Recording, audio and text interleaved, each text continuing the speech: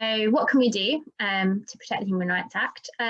Well, we have an unofficial guide. So we have a kind of whole page, and I know that you can't click on the links in this presentation. We'll email the presentation out to everyone after the session, but also kind of, if possible, Joe can pop in the link to our Human Rights Act review page, where there's lots of resources and information about responding.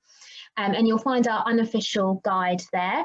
That has a sort of couple of documents with it. So it has a bit of an unofficial guide around how you can respond to the review, how you could structure your response, the kinds of information that you can put in. We've got links to kind of stories, videos, other examples of the Human Rights Act being used in lots of different contexts and situations.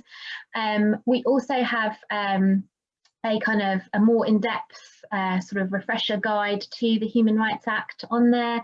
And we have an additional document which is looking at the legal questions that are being asked by the panel, the review panel. So if you do want to look at some of those constitutional questions about courts and parliament and government and European Court of Human Rights, then we've written a sort of tips for kind of unpicking and responding to those questions as well.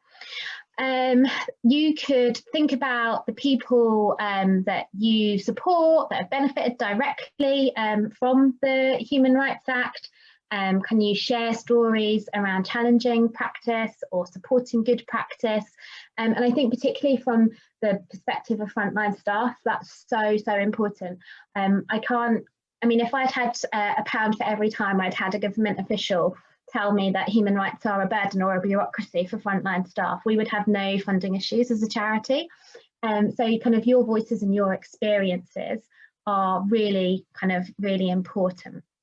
Tell the review who you are and kind of why you're sharing those experiences. As it says in our unofficial guide, please don't think that you have to only answer the legal questions that are being asked by the panel.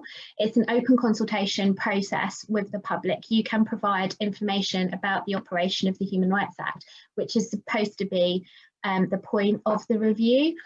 And I can't stress this enough, the responses are going to be made public. So actually kind of providing that information and putting that into the public domain is so important.